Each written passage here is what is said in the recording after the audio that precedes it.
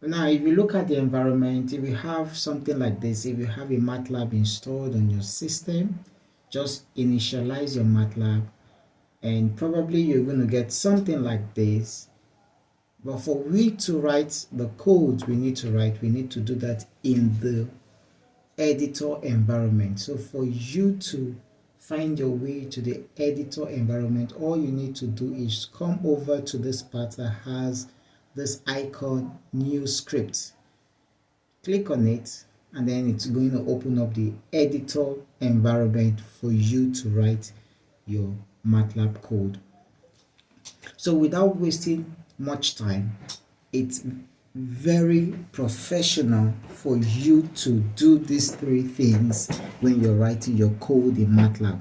The first thing you need to write, the first command is CLC, which is to clear.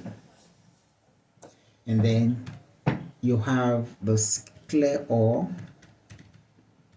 and then you have close all windows, and then the clear all is to clear any previous code or model that you have run. This is to free up your memories, the internal memories. The simple tasks I want us to perform is to read an image. This is almost similar syntax you use in OpenCV. Okay, so let's give a variable img equal to imread.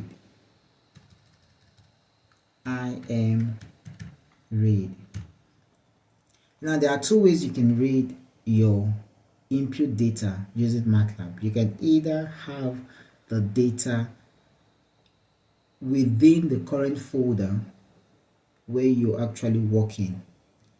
For example, we have images like this. We have cat.jpg, dog.jpg, we have pp.jpg. So let's read one of these images.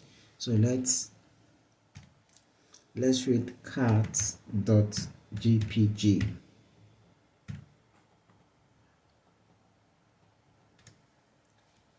Okay, the next thing we need to do, let's terminate this line of code.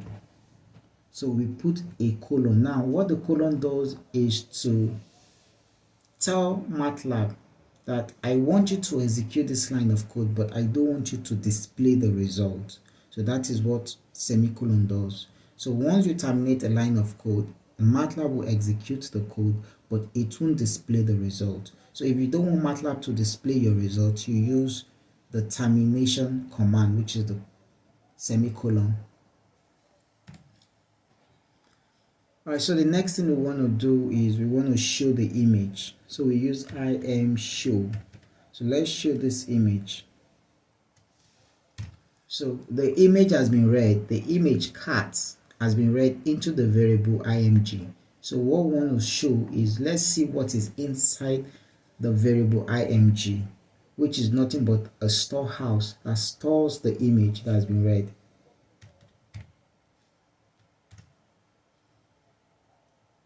Okay, so this way, if we run this code, we're going to say get a result. So the first thing we need to do is to save this. So MATLAB will ask us to save. So let's call it tax1. No, let's say test underscore new underscore 1. Okay.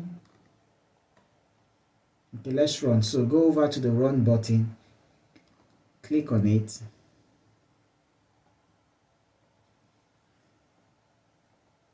Okay, so we can see the image. So MATLAB shows us the image. We can see the image. You can see, so that's nice. So I'm going to be showing you more things we can do using MATLAB. We can also use MATLAB to carry out deep learning tasks for computer vision. I'm going to be bringing you more and more interesting things we can do using MATLAB. Goodbye.